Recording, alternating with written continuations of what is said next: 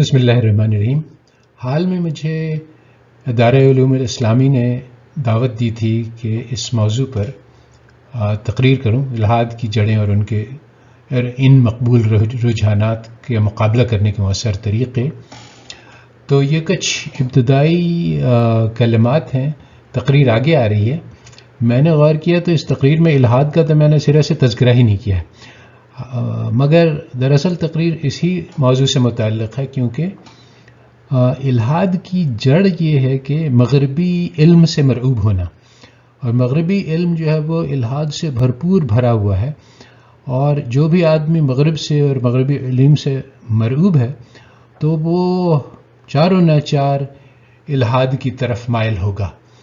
تو بجائے اس کے کہ ہم موضوع بے موضوع ایک ایک دعویٰ کو لے کر اس کی خلاف دلیل پیش کریں، یہ مسائل جڑ تک نہیں پہنچیں گے، بلکہ جڑ اس مسئلے کی یہ ہے کہ ہم مغربی علوم کا جو چمک دمک ہے اس کو توڑ دیں تو پھر وہ اسلام کی طرف متوجہ ہوگا. تو یہ ایک بنیادی بات ہے. آگے تقریر آ رہی ہے. آپ تمام حضرات کو خوش آمدید کہتا ہوں. آپ کے علم میں ہے کہ پچھلے سال ہم لوگوں نے مولانا فیض الرحمان عثمانی صاحب رحمہ اللہ تعالیٰ کے کہنے پر ایک پروڈکٹس کے نام سے پروگرام شروع کیا تھا پروفیشنل ڈیولپمنٹ کے لیے اور ایکسلنس کے لیے. ہم نے یہ پروگرام شروع کیا اور مقصد ہمارے ذہن میں یہ تھا کہ ہم اب جب درس نظامی کی تکمیل کر رہے ہوتے ہیں تو اس سے پہلے کہ آپ ادارے سے رخصت ہوں تو ہماری ملاقات یونیورسٹیز میں موجود ہمارے جو بعض اکیڈیمیا کے اسکالرز ہیں ان سے ہو سکے، ان کے خیالات ہم مختلف ایشوز پر سن سکیں، تاکہ پھر یہ جو پڑھائی آپ نے یہاں پر کی اس کے ساتھ جب وہ چیزیں مل جائیں تو انشاءاللہ بزیز ایک اچھا امتزاج بن جائے گا اور پھر ہم آپ کو دنیا میں بھیجیں. تو الحمدللہ اللہ کے فضل و کرم سے آج ہم یہاں جمع ہیں. پروڈکٹس کا دوسرا پروگرام ہونے لگا ہے. مولانا فیض الرحمان عثمانی صاحب رحمہ اللہ آج ہم میں نہیں ہیں، اللہ تعالیٰ ان کی مغفرت فرمائے، لیکن یہ سب بزرگ ہمارے بزرگ ہیں. اور آج ہمارے پاس ڈاکٹر اسد زمان صاحب موجود ہیں جو کہ ابھی ہم سے انشاءاللہ عزیز بات چیت کریں گے. اور اس سے پہلے کہ میں مائک ان کے حوالے کروں، کیونکہ میں بھی اب مولوی صاحب بن گیا اور مولوی صاحب بعض لمبی کرنا پسند کرتے ہیں بعض دفعہ، تو میں تھوڑی ایک اور چیز یہاں پر ذکر کرتا چلوں، اور وہ یہ ہے کہ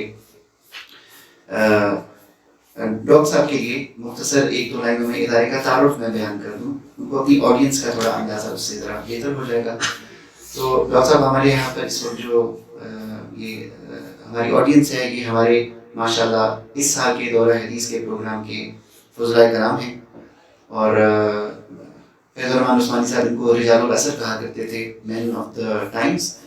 ان حضرات نے درس نظامی کی تکمیل بھی کی ہے، اور اس کے علاوہ ان لوگوں نے فیڈرل بورڈ سے میٹرک کو رکھتے اور اس کے بعد پنجاب یونیورسٹی سے اسلامک اسٹڈیز میں BA کی ڈگری بھی اس کے لیے اس پروسیس سے ماشاءاللہ گزرے ہوئے ہیں.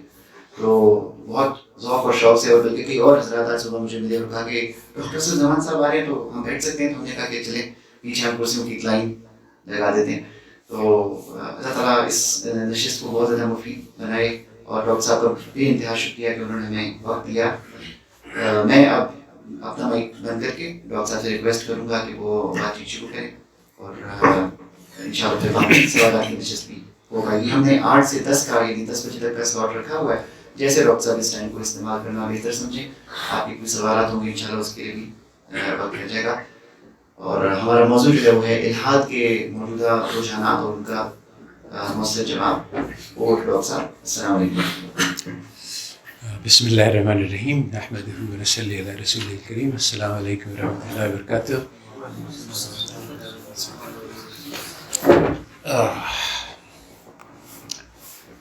جو بات میں کرنے جا رہا ہوں انشاءاللہ وہ منفرد ہے، اور اس قسم کی بات میں نے کسی اور سے سنی نہیں ہے. اللہ تعالیٰ نے دل میں ایک بات ڈالی ہے، اور اس کی شاید میں ذاتی اپنی وہ سناؤں کارگزاری تو زیادہ بات سمجھ میں آئے گی کہ میں کس رخ پہ جا رہا ہوں. میں نے اہل مغرب یعنی مغربی درس گاہوں میں سے سب سے جو اعلیٰ ترین ہے ان سے کوالیفیکیشن حاصل کیا، اور پھر وہیں میں پڑھا رہا تھا اس کو آئیوی لیگ یونیورسٹیز میں، اور کافی اپنے آپ کو عقل مند اور دانش مندوں میں شمار کرتا تھا۔ پھر وہ تبلیغ جماعت سے کچھ لوگ آئے ان پڑھ قسم کے، اور میرے سامنے دعوت دی۔ میرے شیلف پہ جو ہے بڑی بڑی قرآن کی تفسیریں پڑھی ہوئی تھیں، تو میں نے سوچا کہ یہ لوگ مجھے کیا بتلائیں گے دین کے بارے میں، مگر جب اس نے شخص نے مجھ سے بات کی تو وہ بتلا رہا تھا کہ جب اللہ تعالیٰ کا ذکر ہوتا ہے تو فرشتے اس جگہ کو گھیر لیتے ہیں۔ ہزاروں بار سنی تھی بات، اور مگر جب اس نے کہا تو اس نے اس یقین کے ساتھ کہا کہ میں نے اوپر دیکھا کہ شاید مجھے بھی فرشتے نظر آ جائیں، مجھے پتہ چلا کہ اچھا یہ کوئی اور چیز ہے، یہ ایمان کی جو کیفیت ہے یہ کتابوں سے پڑھنے سے اور عقل سے حاصل نہیں ہوتی ہے۔ پھر مجھے تجسس پیدا ہو کہ یہ کیا چیز ہے۔ پھر میں نے زندگی کے کافی بڑا عرصہ تبلیغ میں لگایا۔ تبلیغ میں لگا کہ ایک بات سمجھ میں آئی، ایک بات یہ سمجھ میں آئی کہ ایمان بالغیب جو ہے وہ اللہ تعالیٰ شروع کرتے ہیں قرآن سے، ذالک الکتاب لا ریب فیہ ھدی للمتقین الذین یؤمنون بالغیب۔ تو یہ غیب کیا چیز ہے؟ اور خیر غیب تو اللہ تعالیٰ ہیں، فرشتے ہیں، یوم القیامہ ہے، اور بہت ساری چیزیں ہیں، مگر غیب جو ہے یعنی یؤمنون، ایمان کا مطلب یہ ہے کہ اس پہ یعنی اللہ تعالیٰ کی بات پہ بھروسہ ہو جائے ظاہر سے زیادہ، جو نظر آ رہا ہے اس سے ہم انکار کر دیں، اور جو اللہ تعالیٰ بتا رہے ہیں اس کا اقرار کریں۔ یہ بہت مشکل ہے، یعنی یہ بات کہنے میں آسان ہے، مگر ہم لوگ کی زندگی بھر کی عادت ہے کہ بھوک لگی تو کھانا کھا لیا، اس میں اللہ تعالیٰ بیچ میں کہاں سے آئے، نظر نہیں آتے کہیں پہ، تو ہمارا ایک ایمان بن جاتا ہے کہ پیٹ ہمارا کھانا بھرتا ہے، نیچرل بات ہے، فطری بات ہے۔ اب اس ایمان کو جو کہ یعنی ایک زندگی بھر کا تجربہ ہے، اس سے انکار کرنا، یہ عقلی طور پہ تو انسان کر سکتا ہے، مگر دل یہ کہے کہ نہیں یہ کھانا میرا پیٹ نہیں بھرتا ہے، اللہ تعالیٰ پیٹ بھرتے ہیں، یہ مشکل ہے۔ یہی ایمان کا مقام ہے جس کے لیے محنت کرواتے ہیں۔ الحمدللہ کافی وقت گزارنے کے بعد کچھ نہ کچھ اس کی کیفیت کا احساس ہو گیا، کبھی کبھی حاصل بھی ہو جاتی تھی۔ تو ایک بہت بڑا معمہ میرے دل میں پیدا ہوا، اور وہ معمہ یہ ہے کہ اللہ تعالیٰ نے قرآن میں فرمایا کہ اللہ ولی الذین آمنوا یخرجہم من الظلمات الی النور والذین کفروا اولیاءہم الطاغوت یخرجونہم من النور الی الظلمات اولئک اصحاب النار هم فیہا خالدون۔ اللہ تعالیٰ فرما رہے ہیں کہ ایمان والوں کو نور ملے گا اور کافروں کو نور سے ظلمات کی طرف لے جایا جائے گا۔ یہاں پہ میرے ذہن میں تو بات صاف ہے کہ یہاں سے نور سے علم مراد ہے۔ تو اب میں نے جو قرآن میں دیکھے تو اللہ تعالیٰ یہ فرما رہے ہیں، اور دنیا میں دیکھتا ہوں تو اس کا بالکل الٹ نظر آتا ہے کہ سارا نور، سارا علم جو ہے وہ تو اہل مغرب کے پاس ہے، ہمارے پاس تو کچھ نہیں ہے۔ اگر کوئی آدمی ہے سیکھنا آئے، کوئی بھی یعنی نیوٹرل آدمی لے لیں، تو اس سے کہیں کہ اچھا بھائی علم سیکھنے کہاں جانا چاہیے، تو کہے گا ہارورڈ جائیں گے، شکاگو جائیں گے، اسٹینفورڈ جائیں گے، کوئی یہ نہیں کہے گا کہ دیوبند جائیں گے یا۔ تو یہ بات تو ٹکراتی ہے اس سے جو قرآن کہہ رہی ہے کہ نور تو ہمارے پاس ہونا چاہیے علم کا، مگر بظاہر ایسا نظر آتا ہے۔ اب یہ تبلیغ کی ٹریننگ تھی، میں نے کہا جو اللہ تعالیٰ کہتے ہیں وہ سچ ہے، جو میں آنکھیں دکھلا رہی ہیں وہ جھوٹ ہے، مگر سمجھ میں نہیں آتا ہے عقل کو۔ میں نے اللہ تعالیٰ سے دعا مانگی کہ یا اللہ تعالیٰ اس دیکھو میرے اوپر کھول دیں، کیونکہ مجھے تو یہ بات سمجھ میں نہیں آتی کہ سارا علم ان کے پاس ہے، ہم لوگ یہاں جاہل بیٹھے ہیں، کچھ بھی نہیں آتا ہے دنیا کا، تو کیسے یہ بات کیسے صحیح ہو سکتی ہے کہ علم سے یعنی نور پیدا ہوتا ہے۔ تو یعنی اسلام ہمیں ایمان علم کی طرف لے جاتا ہے۔ تو آہستہ آہستہ میرے خیال میں 10-15 سال لگے. تو بہت یعنی آہستہ آہستہ یہ بات مجھ پہ کھلی، اللہ تعالیٰ نے کھولی کہ جس چیز کو مغربی لوگ علم کہتے ہیں وہ اصل میں علم کا دھوکہ ہے، اور اصل علم واقعی اسلام ہی میں ہے اور قرآن ہی میں ہے. مگر اس کی یہ ایک چھوٹی سی بات ہے اور اس کی بہت لمبی تفصیل ہے، اور یہ بہت اہم بات ہے. اس میں یعنی جو میں بات کہہ رہا ہوں وہ یہ ہے کہ اس وقت یعنی امت کا بنیادی مسئلہ کیا ہے. امت کا بنیادی مسئلہ یہ ہے کہ کفر کا تو مطلب یعنی ایک تو عام مطلب ہے اللہ تعالیٰ سے انکار، مگر ایک اور مطلب ہے کہ اللہ کی نعمتوں سے انکار. تو اس وقت امت نے اجتماعی طور پہ اللہ تعالیٰ کی سب سے بڑی نعمت سے انکار کیا ہوا ہے. اور وہ کیا انکار ہے؟ اللہ تعالیٰ نے تو قرآن میں لکھا ہے کہ یہ چیز جو میں نے تمہیں دی ہے خیر مما یجمعون، اس سب سے بہتر ہے جو وہ جمع کرتے ہیں. اب یہاں پہ عموماً تفسیر آپ دیکھیں گے تو اس میں لکھتا ہوتا ہے کہ یہ وہ مال ہے جو وہ جمع کرتے ہیں، مگر میرا خیال میں یہاں پہ مراد ہے وہ علم ہے جو وہ جمع کرتے ہیں. تو اس وقت جو ہے وہ ساری دنیا میں یہ بات مشہور ہے کہ اگر علم کوئی چاہتا ہے تو وہ علم تو اہل مغرب نے جمع کیا ہے اور پچھلے 300 سال میں جمع کیا ہے، اور یہ علم جو ہے وہ دنیا کا سب سے بہترین علم ہے. اگر ہم کچھ بھی کرنا چاہتے ہیں، چاہے مسلمان ہو چاہے کافر ہو، اس علم کے بغیر ہمارا گزارا نہیں ہے.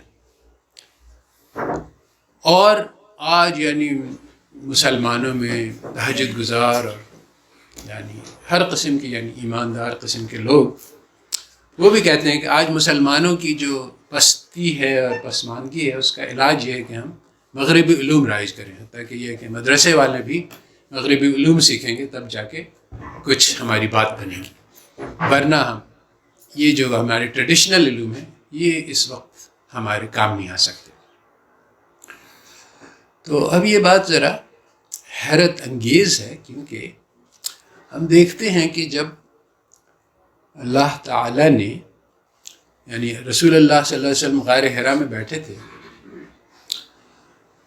اور اللہ تعالیٰ نے ان پر وحی نازل فرمائی، تو وہی شروع کہاں سے ہوتی ہے کہ اقرأ، پڑھو. اور اس میں ربک الذی خلق الانسان من علق اقرأ وربک الاکرم الذی علم بالقلم علم الانسان ما لم یعلم. اب یہاں پہ دیکھیں، سوچیں ذرا صورتحال کو کہ رسول اللہ صلی اللہ علیہ وسلم رب کی تلاش میں ہیں، یعنی اس وقت ان کو غار حرا میں بیٹھ کے سوچ رہے ہیں کہ کس نے بنایا مجھے، کس نے دنیا کو بنایا. اللہ تعالیٰ اپنا تعارف کروا رہے ہیں. تو کس طرح سے تعارف کروا رہے ہیں کہ علم الانسان ما لم یعلم، اپنے آپ کو معلم کے طور پر تعارف کروا رہے ہیں. اللہ تعالیٰ کی صفات اتنی ہیں کہ وہ سمندر خالی ہو جائیں، مگر اللہ تعالیٰ نے یہاں پہ اس اپنی صفت کو چنا. تو اس کی بہت اہمیت ہے. اور وہ علم جو انسان کو یہاں پہ ایک بشارت دی جا رہی ہے کہ علم میں دوں گا، کیونکہ اس وقت علم دیا نہیں ہے. علم الانسان ما لم یعلم، وہ علم جو دیا وہ کیا علم تھا؟ وہ اس علم نے دنیا کو بدل کے رکھ دیا. اور اس بات سے سب کو اعتراف ہے، یعنی یہ ہم مسلمانوں کی بات نہیں ہے، بلکہ ایک کافر عیسائی تاریخ دان ہے، اس نے ایک کتاب لکھی ہے The 100، اور یہ بات یعنی مشہور ہے، یعنی اس پہ کسی کو اختلاف نہیں ہے. اس نے کہا کہ وہ کون سے 100 آدمی تھے جنہوں نے تاریخ پر سب سے زیادہ اثر کیا. تو اس میں نمبر 1 کون ہے؟ حضرت محمد صلی اللہ علیہ وسلم. تو اس کے عیسائی دوستوں نے کہا یہ تم نے کیسی حرکت کی کہ تم حضرت عیسیٰ علیہ السلام کا یہاں پہ لاتے. انہوں نے کہا کہ میں تو صرف تاریخ دان کی حیثیت سے یہاں لکھ رہا ہوں کہ وہ کون سا ایک آدمی جس کی انسان کی تاریخ پہ اثر ہوا. یہ میں اچھا برے کی بات ہی نہیں کر رہا ہوں، اس میں ہٹلر بھی آ سکتا ہے، اور وہ میں کہہ رہا ہوں کہ تاریخ پہ اثر کس کا سب سے زیادہ ہوا. رسول اللہ صلی اللہ علیہ وسلم کا اثر یہ ہے کہ ابھی بھی اربوں لوگ ان کا نام لیتے ہیں، اور 1000 سال تک مسلمانوں کی جو تہذیب تھی، جو معاشرہ تھا، اس نے ساری دنیا کو متاثر کیا. وہ جو تو اب یہ علم کا تو یہ اثر تھا. تو اب مگر ہم دیکھتے ہیں کہ ہمارے پاس بھی بظاہر وہی علم ہے، تو ہم لوگ یہ انقلاب کیوں نہیں لانچ کر سکتے ہیں؟ یہ وہ علم جو اتنا انقلابی تھا کہ اس نے دنیا کی تاریخ کو بدل کر رکھ دیا، کیا وہ علم ہمارے پاس ہے؟ اگر ہے تو پھر ہم کر کے دکھلائیں اس کا جو تقاضا ہے، تو وہ تو ہم نہیں دکھلا رہے ہیں۔ کیا آپ لوگوں کا خیال ہے کہ آپ لوگ یہاں سے فارغ ہو کے پھر دنیا بدل کے رکھ دیں گے؟ تو اس علم میں تو یہ طاقت ہے اور اس میں کسی کو انکار نہیں۔ اب بات یہ ہے کہ ایک بنیادی بات ہے جو ہمارے وہ تبلیغ کے رسالے میں دنیا میں انہوں نے لکھی ہے کہ مسلمانوں کی موجودہ پستی کا واحد علاج، اس قسم کا کوئی ٹائٹل ہے نا، تو اس میں انہوں نے لکھا ہے کہ شروع کرتے ہیں کہ ساری دنیا اندھیرے میں تھی، پھر اللہ تعالیٰ کے نور کا ظہور ہوا اور قرآن کی شکل میں اور رسول اللہ صلی اللہ علیہ وسلم اور صحابہ کرام نے ساری دنیا میں روشنی پھیلا دی، اور اس کے بعد جو ہے وہ انسانیت جو ہے وہ ایسے ایسے کارنامے دکھلائے اسلام والوں نے کہ دنیا حیران ہے۔ اور اس میں ایک بہت بڑا اہم کردار کہ آخر کیا وجہ تھی کہ یہ مٹھی بھر کے بدو جو صحرا میں رہتے تھے اور جن کو کچھ آتا جاتا نہیں تھا دنیا میں، یعنی آپ اگر وہ ان کی پڑھیں ابوالحسن علی ندوی کی کتاب کے مسلمانوں کے عروج اور زوال اور دنیا پہ اس کا اثر، اس میں وہ دکھلاتے ہیں کہ دنیا کی سب سے پسماندہ ترین قوم یہ تھے اور ان کا جو ہے وہ کسی صف میں شمار نہیں تھا، مگر اس علم کی برکت سے انہوں نے ساری دنیا کے سردار بن گئے۔ تو آج بھی ہم مسلمان بہت پسماندہ ہیں، تو کیا یہ علم ہمیں ساری دنیا کا سردار نہیں بنا سکتا ہے؟ کیا اس علم نے اپنا اثر اس کا ختم ہو گیا ہے؟ بظاہر ایسا ہی نظر آتا ہے۔ یہی میں بات کر رہا ہوں کہ یہ میری آنکھیں جو دکھلا رہی ہے اور جو اللہ تعالیٰ ہمیں قرآن میں بتلا رہے ہیں، اس میں بہت بڑا تضاد ہے، اور اس تضاد کو حل کیسے کیا جائے؟ اس کے برعکس یہ تو ایک قصہ ہے جو اس کے برعکس اہل مغرب اپنا داستان سناتے ہیں، اور وہ یہ کہتے ہیں، اور یہ ہر شخص جو مغربی تعلیم حاصل کرتا ہے وہ اسی قصے کو لے کر چل رہا ہے کہ ساری دنیا تاریکی میں تھی 16ویں صدی تک، یا 15ویں یا 14ویں، اس کی تاریخ کا پہ اختلاف ہے۔ بہرحال جب تک یورپ والوں نے کے اوپر ایک نور کی تجلی ہوئی جس سے وہ پھر سے زندہ ہو گئے، رینیسانس کہتے ہیں، اور وہ وہاں ان کا تاریکی کا دور تھا، ان کا زمانہ جاہلیت تھا، اس کو ڈارک ایجز کہتے ہیں یا مڈل ایجز کہتے ہیں یورپ والوں کی۔ پھر جب انہوں نے عقل پکڑی کسی طرح سے اور پھر انہوں نے سوچنا شروع کیا، تو انہوں نے ان کے پاس ایسے علم کے ذخائر اللہ تعالیٰ نے کھولے، تو نہیں کہتے ہیں اللہ تعالیٰ نے کھولے مگر خیر کہ ساری دنیا حیران رہ گئی، انہوں نے ایسی ترقی کی کہ وہ ساری دنیا پہ غالب آ گئے اور ساری دنیا پہ چھا گئے، اور آج بھی ان کی مصنوعات ہی ساری دنیا میں رائج ہیں، اور ان کے علاوہ تو کوئی ہے ہی نہیں تاریخ میں۔ یعنی تاریخ شروع ہوتی ہے 16ویں صدی میں یورپ کے عروج سے، اس کے پہلے تو یعنی جاہلیت کا زمانہ تھا، انسانیت کی جاہلیت کا زمانہ تھا۔ تو اب یہ قصہ اور وہ قصہ، ان دونوں میں کوئی مماثلت ہی نہیں ہے، تو اب کون سا قصہ صحیح ہے؟ اور ہماری آنکھیں تو یہ دکھلا رہی کہ یورپ والے صحیح کہہ رہے ہیں، مسلمانوں والے کے ہوگا کچھ انہوں نے کیا ہوگا کارنامے، مگر وہ سب تو اب مٹی کے اندر چلے گئے، اور آج تو وہ علم میں کوئی وہ شاخ جو بے برگ و نوا ہے، جیسے اس نے کہا ہمارے حالی نے مسدس میں، اور کہ اس اسلام کا جڑیں تو موجود ہیں، درخت بھی موجود ہے، مگر اس میں کوئی پھل نہیں آ رہا، کوئی پتے نہیں۔ تو اب یہ بڑی حیرت کی بات ہے کہ یہ وہ علم جو کہ اللہ تعالیٰ کہتے ہیں کہ الیوم اکملت لکم دینکم واتممت علیکم نعمتی، کہ اللہ تعالیٰ یعنی اپنی نعمت بتلا رہے ہیں کہ یہ میری بہترین نعمت ہے جو اللہ تعالیٰ نے انسانیت کو دی ہے، اب اس نعمت کا ہمیں سے کوئی فائدہ نہیں، یہ کیسے ہو سکتا ہے؟ اس میں کیا راز ہے؟ تو میرا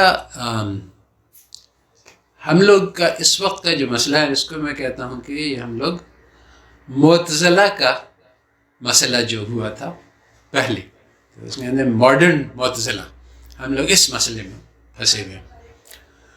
جو اینشنٹ یعنی پرانے معتزلہ تھے ان کے سامنے مسئلہ یہ ہوا تھا کہ اسلام کے سیدھے سادے لوگ تھے، یونانی فلسفہ بڑا ہی لچھے دار اور پیچیدہ اور مشکل اور دقیق اور ہر قسم کی اس میں بحث تھی، وہ ان کے سامنے آئے تو ان کی آنکھیں چکا چوندھ ہو گئیں، اور ان کے لوگوں نے کہا، معتزلہ نے کہا کہ دراصل جو ہے وہ عقل جو ہے اس کا مقام بھی وحی کے برابر ہے اور اس کی ایک بہت واضح دلیل ہے کہ ہم اپنی عقل کے ذریعے سے قرآن کو سمجھتے ہیں، تو عقل پہلے آئی پھر قرآن بعد میں آئی۔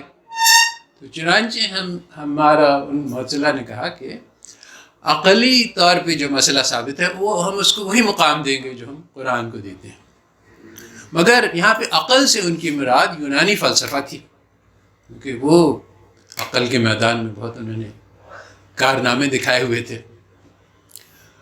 تو یہ ان کا دعوت تھا اور یہ قبول ہو گیا، تسلیم ہو گیا، اور بادشاہ نے اس کو لاگو کیا، اور اس پہ پھر آپ لوگوں نے سنا ہوگا کہ تشدد ہوا علماء پہ، اور زیادہ تر تو ساتھ ہو گئے مگر کچھ نے۔ اصل میں تو اللہ تعالیٰ نے اپنے دین کی حفاظت کی۔ اگر یہ بات وہاں پہ یعنی اسلام میں قبول ہو جاتی تو پھر اسلام کے ساتھ وہی حشر ہونا تھا جو عیسائیت کے ساتھ ہے، کیونکہ عیسائیت بھی اسی طرح سے ختم ہوئی کہ انہوں نے یونانی فلسفے کے بہت ساری چیزیں اپنے ساتھ شامل کر لی تھی۔ تو یونانی فلسفے کے جتنے مسائل تھے نا، موٹے موٹے اس میں یہ تھا کہ زمین جو ہے وہ کائنات کا مرکز ہے، اور بہت ساری اور چیزیں تھیں، ارسطو، یہ ساری چیزیں جو ہے غلط ثابت ہو چکی ہیں جو ان کے طبعی علوم کے بارے میں معلومات تھی۔ تو وہ چیز جس کو وہ کہہ رہے تھے کہ یہ تو قرآن کے برابر ہے، وہ یعنی تقریباً یہ کہ 90% 99% غلط ثابت ہو چکا ہے۔ تو آج ہمارا مسئلہ یہی ہے کہ آج ہمارے مسلمان کہتے ہیں کہ یہ مغربی علوم جو ہے ان کی سطح وہی ہے جو قرآن کے علوم کی ہے یا اس سے زیادہ ہے۔ اس شعبے سے میرا تعلق رہا ہے، اسلامک اکنامکس۔ اس میں کئی ایسے مقامات ہیں جہاں پہ جو مغربی معاشیات کے ماہرین کہتے ہیں وہ قرآن سے ڈائریکٹلی متضاد ہے، اپوزٹ ہے۔ جس کا ایک بہت بڑا مسئلہ اسکیئرسٹی والا ہے کہ اصل بات عقلی طور پہ صحیح لگتی ہے کہ اصل یعنی معاشیات شروع کی ابتدا ہے چیزوں کا کم ہونا، کیونکہ اگر سب کے پاس وافر مقدار میں ساری چیزیں ہوتی تو معاشیات کا مسئلہ سمجھنے یعنی ضرورت ہی نہیں تھی کسی کو اس موضوع کو چھیڑنے کی۔ تو چیزوں کا کم ہونا، اسکیئرسٹی اس کو کہتے ہیں، یہ جڑ ہے معاشیات کی۔ تو جو ہمارے پہلے لوگ تھے، مودودی صاحب، باقر صدر، ان لوگ نے اسلامی معاشیات کی پہلی مرتبہ تذکرہ کیا، کیونکہ ایسا موضوع اسلام میں ہے نہیں فی نفس ہی الگ سے، اور اس کی الگ وجوہات ہیں جو اس وقت اس کی تفصیل کا وقت نہیں۔ تو انہوں نے کہا کہ یہ اس سے ہم انکار کرتے ہیں، کیونکہ اللہ تعالیٰ نے جگہ جو قرآن میں اپنا فضل اللہ کے تذکرہ کیا ہے اور کہا کہ اللہ تعالیٰ تو بہت وافر مقدار میں ہمیں چیزیں دی ہیں، تو یہ کیسے ہو سکتا ہے کہ چیزوں کی کمی ہی پر اس علم کا انحصار ہو۔ تو اصل میں جو انقلابی ایک جذبہ تھا وہ اس طرح سے پیدا ہوا تھا کہ اس وقت یعنی یہ بات سمجھنے کی ضرورت ہے کہ 20ویں صدی کے اوائل میں تقریباً 90% اسلامی دنیا جو ہے وہ مغلوب تھی، کالونائز تھی، مغرب کا تسلط تھا اس پہ۔ تو یہ انقلابی لوگ ایک اسلامی انقلاب لانا چاہ رہے تھے، اور وہ کہہ رہے تھے کہ اس کی ایک بنیاد ہوگی، اس کی بنیاد ہمارا ایک الگ فلسفہ ہے، ہمارا الگ معاشی نظام ہے، ہمارا الگ سیاسی نظام ہے۔ ہر زندگی کا ہر شعبہ جو ہے وہ اسلام کا، کیپٹلزم سے بھی اور کمیونزم سے بھی، دنیا میں سارے جو رائج نظامات ہیں ان سب سے الگ ہے اور ان سب سے برتر ہے، اور اس کی کتابیں بھی لکھی گئیں۔ تو مگر جب آزادی حاصل ہوئی تو انقلاب نہیں آیا، اور اس کی وجہ یہ ہے کہ جن لوگوں نے جو ہمارے سردار بنے، جو ہمارے لیڈرز بنے، وہ مغرب سے مرعوب تھے اور انہوں نے وہی مغربی نظام چلانا چاہا جو پہلے سے چل رہا تھا. اسلام کا نام تو رکھ لیا، اسلامی ریپبلک آف پاکستان، اور اس میں شروع میں برکت کے لیے بسم اللہ پڑھ لی اور کہا کہ ہاں یہاں اسلامی قانون لگیں گے، مگر اس کی حقیقت سب کو معلوم ہے. ابھی تک سود کا کیس چل رہا ہے کورٹ میں، حالانکہ یہ بالکل ہی صریح بات ہے. تو اسلامی جو انقلاب آنا تھا وہ انقلاب نہیں آیا.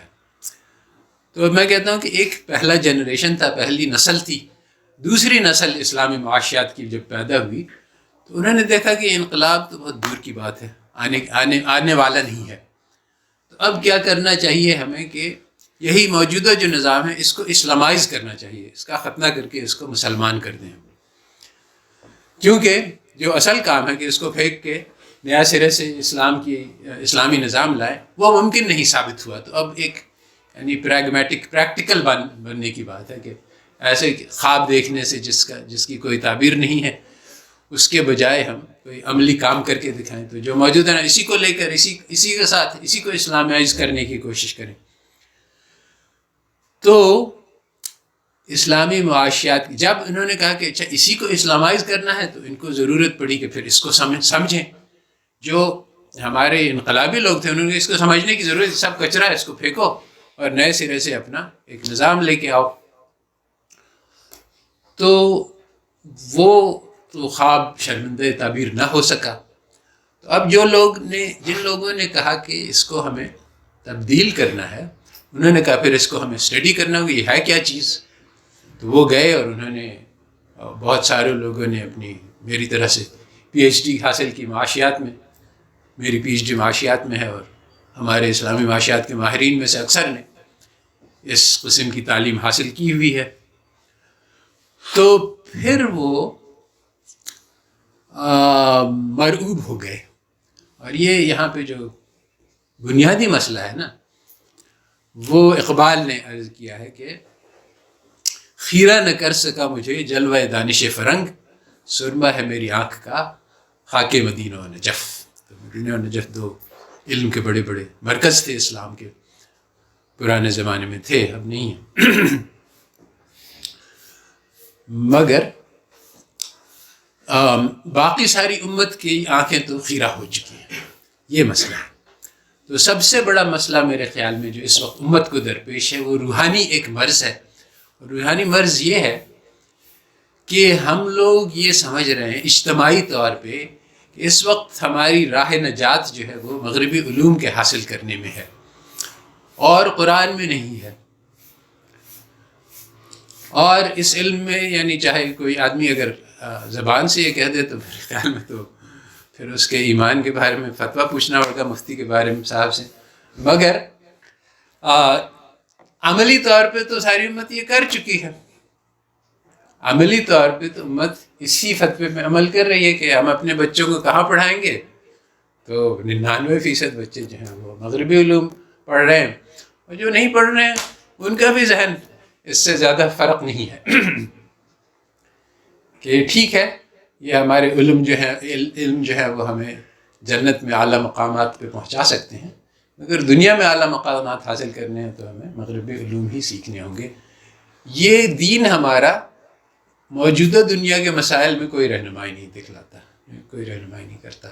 اس وقت اگر ہم بنکاری کرنا چاہتے ہیں تو مغرب والوں سے اس کو اصول سمجھنے پڑیں گے اور پھر اس میں ہم اپنی یعنی فقہ وغیرہ کے مطابق سے کچھ ترمیم کر لیں تو وہ ٹھیک ہے، اس میں کوئی مذائقہ نہیں، قباحت نہیں ہے. مگر جس چیز بھی سیاست کے اصول بھی ہم وہاں سے سیکھیں اور تعلیم کے اصول بھی، صنف بندی، امتحان، یہ ساری چیزیں جو ہیں یہ اہل مغرب کی اختراعات ہیں. جو ہمارے اصلی نظام جو ہمارا مدرسہ نظامیہ وغیرہ تھے اس میں اس قسم کے طریقے نہیں تھے جو ہم نے اختیار کیے ہوئے ہیں. وہاں کا طریقہ تعلیم بھی الگ تھا.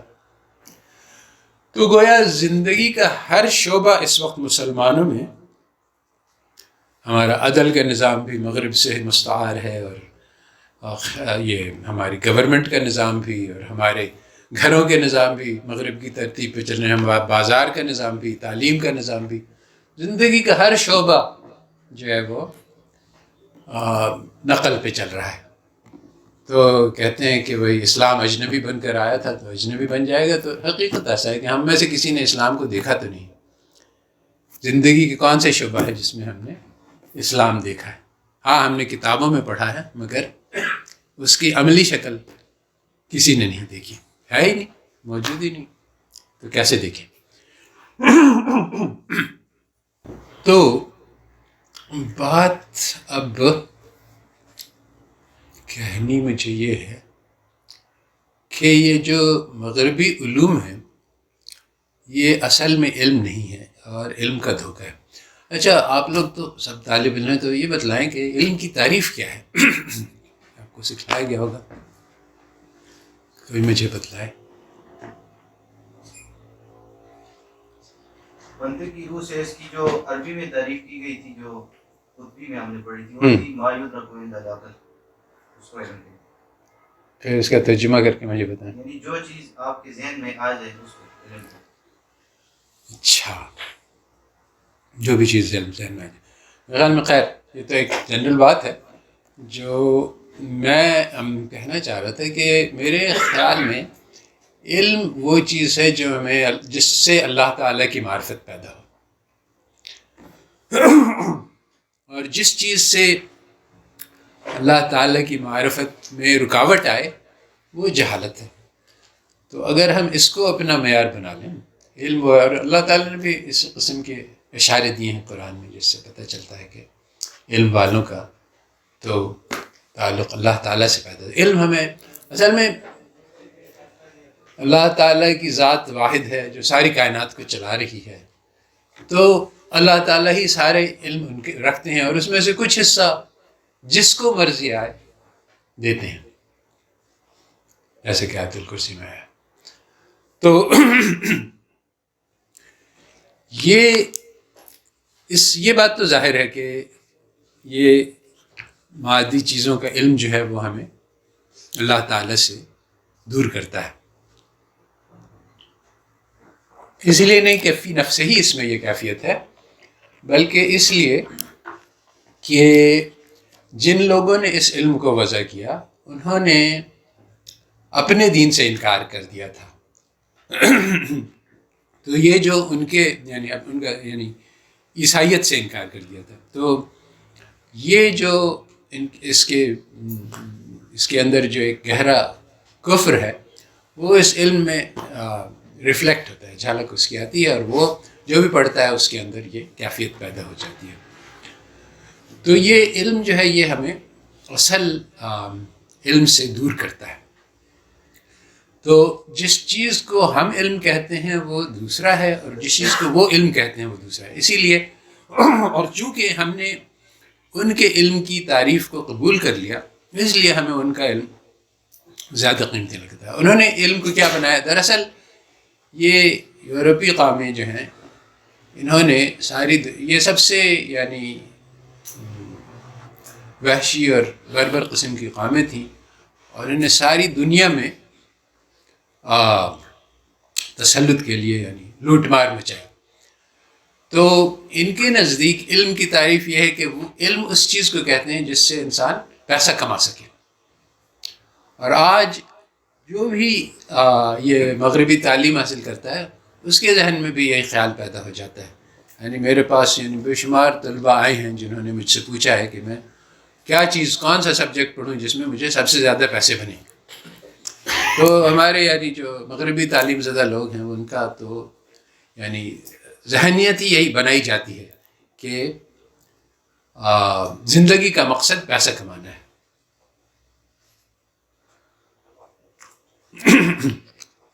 تو اگر کوئی شخص کو یہ تعلیم دی جائے کہ زندگی کا مقصد پیسہ کمانا ہے یا زندگی کی دنیا کی لذتیں حاصل کرنا ہے، باقاعدہ معاشیات میں یہ سکھلایا جاتا ہے کہ ہر انسان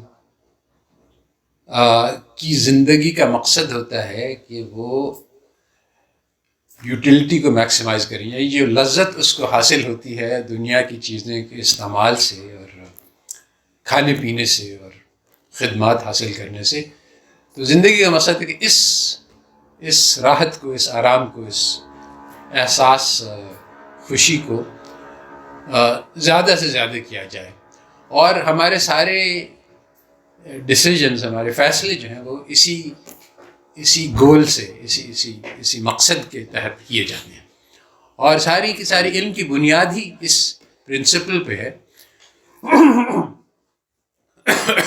تو یہ تو کوئی حیرت کی بات نہیں ہے کہ جن لوگوں نے آخرت سے، اللہ تعالیٰ سے، یوم القیامت سے، زندگی کے موت کے بعد کی زندگی سے انکار کیا ہوا ہے، تو وہ یہ کہیں کہ آپ کا مقصد ہونا چاہیے کہ زندگی کی لذت کو میکسیمائز کریں، نیچرل فطری بات ہے۔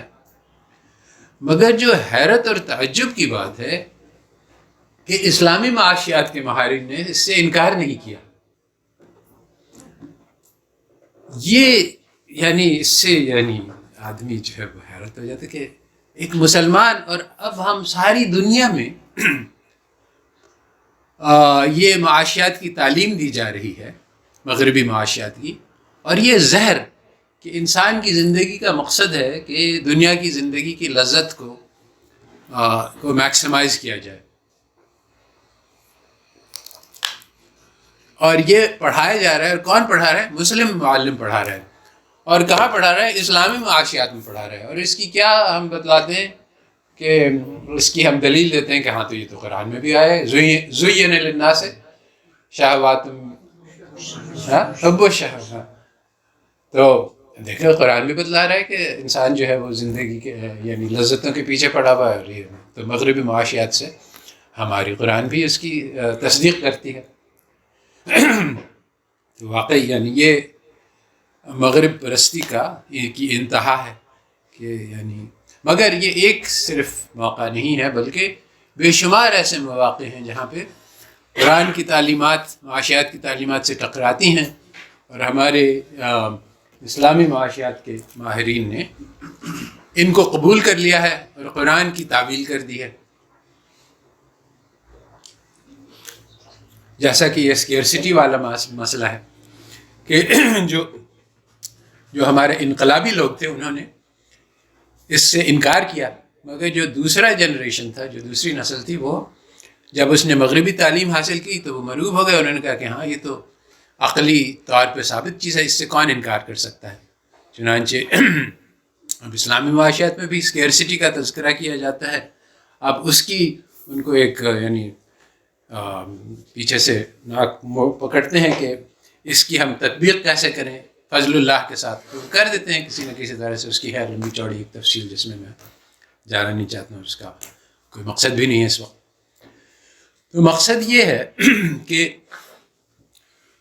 جو دراصل یہ سارے کے سارے مغربی علوم جو ہیں یہ غلط بنیادوں پہ قائم کیے گئے ہیں، اور خاص طور پہ جو مسئلہ ہے ہمارا وہ مغربی معاشرتی علوم سے پیدا ہوتا ہے۔ مغربی طبعی علوم میں بھی مسائل ہیں، مگر وہ مختلف قسم کے مسائل ہیں، اور اس کو ہم الگ سے دیکھیں۔ اصل میں مغربی جو طبعی علوم ہیں اس میں ہم دیکھ رہے ہیں کہ اچھا انہوں نے کمپیوٹر بنا دیا، لائٹ بنا دی، فریج بنا دیا، مگر اب اس میں ہمیں دیکھنا ہوگا کہ ان کی نیت کیا تھی۔ تو اس نیت میں بہت فتور ہے، اور اس کے جو برے اثرات ہیں ان کی نیت کے اس سے ظاہر، مگر اس علم میں کچھ افادیت بھی ہے جس کا نتائج ہم دیکھ رہے ہیں۔ جو مغربی معاشرتی علوم ہیں اس کو یہ لوگ کہتے ہیں سوشل سائنس، اور ان کا یہ دعویٰ ہے کہ یہ بھی اسی طرح سے مفید ہیں اور اسی طرح سے ٹھوس بنیادوں پر قائم ہیں جس طرح سے ہمارے طبعی علوم ہیں، مگر یہ بہت بڑا دھوکہ ہے، بہت بڑا دھوکہ ہے، اور اس دھوکے میں ہمارے مسلمان آ گئے ہیں۔ دراصل یہ معاشرتی علوم کیسے پیدا ہوئے؟ یہ مغربی معاشرتی علوم اس وقت پیدا ہوئے جب انہوں نے عیسائیت سے انکار کیا. اور عیسائیت سے انہوں نے کیوں انکار کیا؟ اس کے بہت وجوہات ہیں. ایک تو یہ کہ عیسائیت جو ہے وہ ناقابل عمل مذہب تھا، کیونکہ اس میں انہوں نے بہت ساری ایسی چیزیں شامل کر دی تھیں جو اصل عیسائیت میں نہیں تھیں، جس کا قرآن میں بھی تذکرہ آیا ہے کہ یہ ہم نے ان سے نہیں کہا تھا، مگر انہوں نے اس کو خود ہی سے اپنے دین میں جوڑ لیا. مگر مثلاً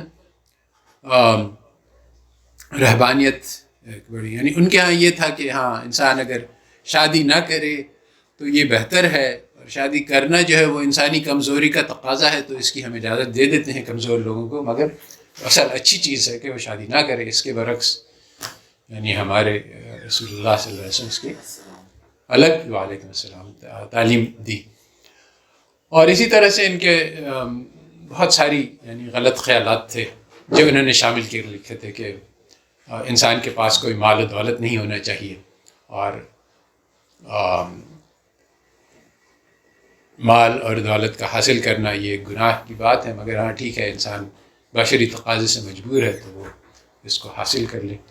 تو یعنی بہت ایکسٹریمسٹ رجحان تھا، بلکہ دین فطرت نہیں تھا جو کہ ہمارا دین ہے. اور یعنی دین فطرت تھا مگر انہوں نے اس میں بہت ساری چیزیں جوڑ لی تھیں جو کہ اصل دین میں موجود نہیں تھی. تو اس کی وجہ سے وہ ناقابل عمل ہو گیا. اب اس کے اوپر سے یہ ہوا کہ جو وہاں کے جو پوپ تھے، جو کیا کہتے ہیں اس کو، پادری، یعنی بڑے پادری جو تھے ان کے، انہوں نے بہت زیادہ دنیا کی پرستی میں مبتلا ہو گئے، اور انہوں نے بڑی بڑی دعوتیں کی اور بڑے بڑے یعنی گناہ کیے. اور انہوں نے یہ بھی ایک سلسلہ جاری کیا کہ گناہوں کی معافی کو بیچنا شروع کر دیا پیسے کی خاطر. اور یہ ساری حرکات سے جو عوام ہے وہ دین سے بدظن ہو گئی. یہ ایک بہت بڑا ایک میرا مقالہ بھی اس موضوع پہ کہ مغرب والوں نے کیسے دین میں اپنی یعنی دین اعتقاد کھویا.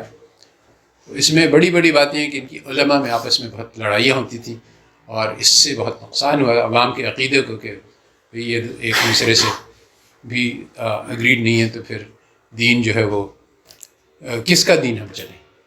تو یہ ایک بہت بڑا نقصان کا طریقہ ہے، اور ہمارے یہاں جو ہے اس کے خلاف بند باندھے گئے ہیں مگر وہ کچھ ٹوٹتے نظر آ رہے ہیں. مگر بہرحال ان کے اس در سے اس پہ سیکھنے کی باتیں ہیں بہت ساری ہمیں اس وقت، کہ وہ کیسے ان کی عوام دین سے بدظن ہوئی اور ہم کیسے اس سے بچ سکتے ہیں آج.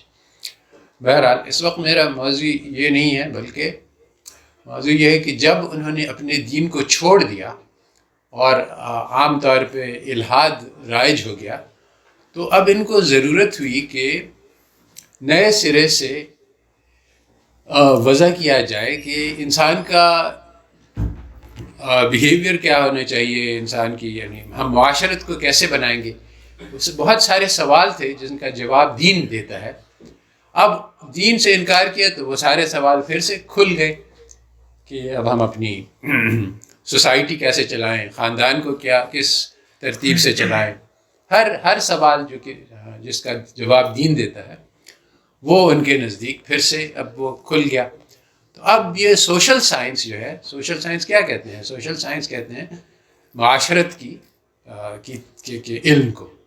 تو معاشرت کیسے چلتی ہے، اس میں فردی طور پہ ایک انسان کو کیا کیا ذمہ داریاں ہیں، وہ کیسے اس کا اخلاق کیا ہونا چاہیے، اس کا اعتبار کیا ہونا چاہیے، دوسروں سے اس کا معاملہ ہو تو اس میں صحیح طریقے سے معاملہ کرنے کا کیا طریقہ ہے، ہم پورے معاشرت کے پوری سوسائٹی کو کیسے چلائیں، اس میں کون سے ادارے بنیں گے، ان کا کیا کیا رول ہوگا، فنکشن، سارے سوالات ہیں جس کے بارے میں دین ہمیں مکمل رہنمائی دیتا ہے، اور ان کا دین بھی ان کو مکمل رہنمائی دیتا تھا. مگر جب انہوں نے انکار کیا تو ان کو نئے سرے سے انہوں نے کہا کہ اب ہم دو باتیں ہیں. ایک تو یہ کہ انہوں نے جب اپنے دین سے انکار کیا تو اس کا ان کو بہت بڑا صدمہ ہوا یعنی دین سے انکار ہے ہی بہت بڑی صدمے کی بات کہ جب آدمی سوچتا ہے کہ اللہ تعالیٰ ہے تو پھر اس کو تسلی ہوتی ہے کہ اس وقت جو کچھ بھی ہو جائے آخرت میں ہے عدل اور انصاف ہوگا، اگر میرے پاس نہیں ہے تو کوئی بات نہیں، وہاں مل جائے گا، جو میرے اوپر ظلم ہوا اس کی تلافی ہو جائے گی۔ مگر اللہ تعالیٰ کا وجود ہی نہیں ہے، یوم القیامت آنی نہیں ہے، انصاف کا دن ہوگا نہیں، تو اب اگر میرے اوپر ظلم ہوا تو اب اس کا کوئی چارہ نہیں، کوئی سننے والا نہیں، کوئی۔ تو یہ بہت ہی ایک بدنما تصور ہے کائنات کے بارے میں کہ اب یعنی اگر کوئی بھی دیکھنے والا نہیں، کوئی قیامت کا دن نہیں، تو اگر میری مرضی آئے تو میں کسی کو چھری مار کے اس کے پاسے لے لوں یا جو مرضی آئے کروں، کوئی دیکھنے والا نہیں، کوئی سننے والا نہیں۔ تو اس قسم کی دنیا تو بہت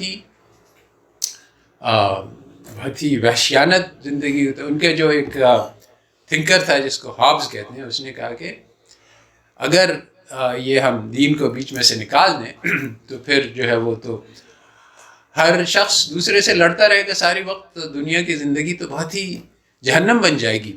تو اس کا کیا علاج ہوگا؟ تو اس نے کہا کہ ہم پھر ایک ایسا پولیٹیکل نظام بنائیں گے جس میں بہت سخت قوانین ہوں گے، اور اس نے ایک نام رکھا جو ان کے پولیٹیکل تھیوری کی بنیاد یہی پڑی کہ اگر اللہ تعالیٰ نہیں ہے، قیامت کا دن نہیں ہے، تو پھر ہم معاشرت کو کیسے چلائیں گے؟ تو پھر اس نے کہا کہ بس ہماری قانون سازی ہوگی اور جو جرم کرے گا اس کو پکڑنا ہوگا، اور ہمیں بہت وسیع پیمانے پہ اس حکومت کو قائم کرنا ہوگا تاکہ چھوٹے بڑے سارے اعمال کا تجزیہ ہو سکے اور اس کی سزا مل سکے، نہیں تو انسان جو ہے بہت ہر قسم کی گڑبڑ میں مبتلا ہو جائے گا۔ تو یہ ان کی پولیٹیکل تھیوری کی بنیاد ہوئی کہ اللہ تعالیٰ سے انکار کرنے کے بعد دنیا کو کیسے چلایا جائے گا، اور اس کے بعد پھر اکنامکس کے ہم معاشی نظام کیسے چلائیں۔ تو یہ سارے نظام جو ہیں وہ عیسائیت سے انہوں نے سیکھے تھے، اور سارے جب انہوں نے ترک کیا تو انہوں نے ایک لادینی بنیادوں پر نظام بنائے، جو انہوں نے کہا کہ ہم صرف عقل اور مشاہدہ پر اعتبار کریں گے، کیونکہ ہمارے دل نے ہمیں دھوکہ دے دیا۔ ہمارے دل نے تو ہمیں بتلایا کہ اللہ تعالیٰ کا وجود ہے، ہمارے سب لوگ یقین رکھتے تھے کہ یہ بائبل جو ہے یہ تو اللہ تعالیٰ کا کلام ہے اور اس میں کوئی غلطی ہو ہی نہیں سکتی، مگر اب پتہ چلا کہ یہ سارا جھوٹ تھا، ہم سب بہت بڑی غلطی میں مبتلا ہو گئے۔ تو اب سے ہم کسی چیز پہ اعتبار نہیں کریں گے سوائے وہ جو کہ ہماری آنکھیں دکھلاتی ہیں یا جو ہم عقل سے سوچ سکتے ہیں۔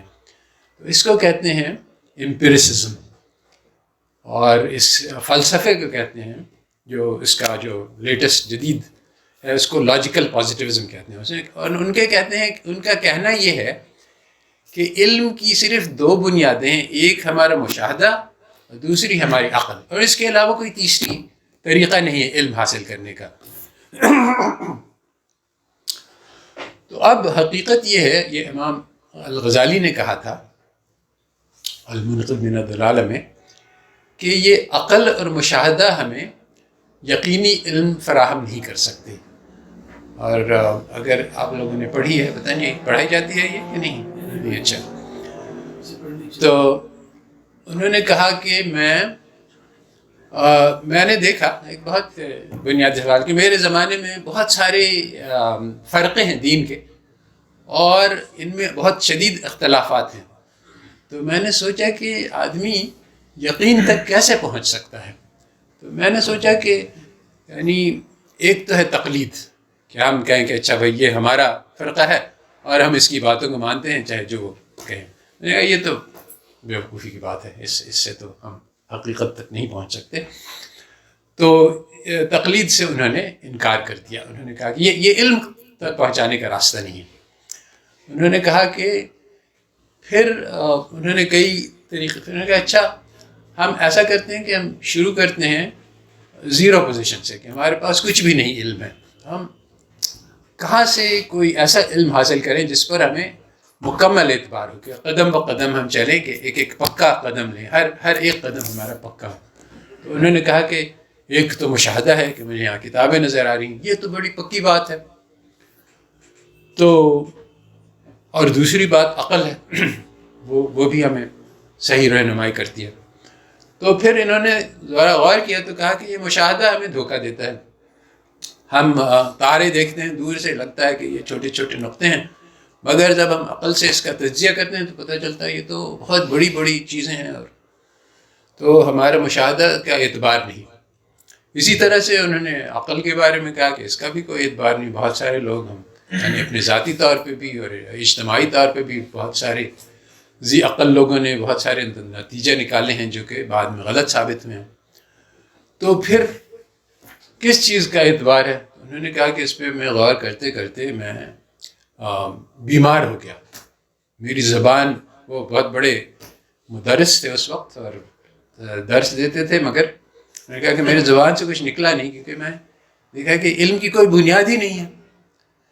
تو پھر انہوں نے کہا اللہ تعالیٰ نے میرے اس بیماری کا علاج کیا اور اپنا ایک نور میرے دل پہ اتارا، جس سے یہ بیماری کا ازالہ، اور پھر سے میں سوچنے سمجھنے لگ گیا. اور اس بات مجھے اعتبار ہوا ورنہ کہ ہاں یہ جو قرآن ہے، یہ جو کتابیں نظر آ رہی ہیں یہ واقعی کتابیں ہیں. ایسا نہیں ہے کہ یہ کوئی دھوکے کی چیز ہے جس نے کتاب کی شکل اختیار کر لی ہے. میری آنکھیں جو دکھلا رہی ہیں وہ حقیقت نہیں ہے. مگر اس کا اعتبار کیوں ہوا؟ کیونکہ بیسیکلی اللہ تعالیٰ پہ ہمیں اعتبار ہے.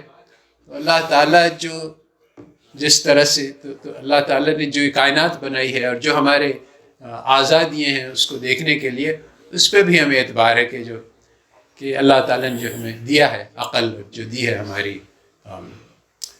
حص ہیں، وہ ہمیں صحیح رہنمائی کریں گی. تو مگر بنیاد پہ اللہ تعالیٰ ہی ہیں. اللہ تعالیٰ کے بغیر ان چیزوں پہ اعتبار نہیں کیا جا سکتا ہے. تو اصل میں ہماری سماعت، بصیرت، عقل پہ اعتبار اللہ ہی پہ اعتبار ہے کہ اللہ تعالیٰ کے بغیر جو اللہ تعالیٰ اگر ہمیں دھوکے میں ڈالنا چاہیں تو ہماری عقل ہمیں دھوکہ دے دے گی اور ہماری آنکھیں بھی ہمیں دھوکہ دے دے گی. تو اصل جو ہے وہ نور جو ہے وہ اللہ تعالیٰ کے علم ہی سے پیدا ہوتا ہے، علم کا نور. تو یہ جو امام غزالی کی بات تھی، یہ ڈیکارٹ ہے، رینے ڈیکارٹ، فرینچ فلاسفر ہے جس کو کہا جاتا ہے فادر آف ویسٹرن فلاسفی. اس نے بھی ان کی کتاب پڑھی. یہ ایک بہت الگ داستان ہے کہ انہوں نے ہماری کتابوں سے نقل کی اور اس بات کو چھپایا. اس سے بھی میرا اس وقت موضوع نہیں. تو مگر اس نے امام غزالی کی اس بحث کو اختیار کیا. اس نے بھی کہا کہ ہم شروع کرتے ہیں وہاں سے کہ ہمیں کسی چیز پہ اعتبار نہیں، تو ہم کس طرح سے ہم یقینی علم تک پہنچ سکتے ہیں. تو اس کا بہت مشہور مقولہ ہے I think therefore I am، کہ میں سوچتا ہوں چنانچہ میں ہوں. اس نے کہا کہ یہ سوچ کے ذریعے سے ثابت ہوتا ہے کہ میرا اپنا وجود ہے. کیونکہ فرض کریں کہ میں یہ سوچوں کہ یہ میری سوچ بھی ایک دھوکہ ہے، تو بہرحال یہ دھوکہ بھی کسی کی سوچ ہے. تو یہ کوئی نہ کوئی تو ہے جو سوچ رہا ہے، چاہے وہ غلط بھی سوچ رہا ہو چاہے صحیح سوچ رہا ہو. تو گویا کہ میرا وجود ہے. یہ اس کا ایک عقلی دلیل ہے. اس میں بہت سارے غلطیاں ہیں، مگر بہرحال یہ اس کی دلیل ہے اپنے وجود پہ.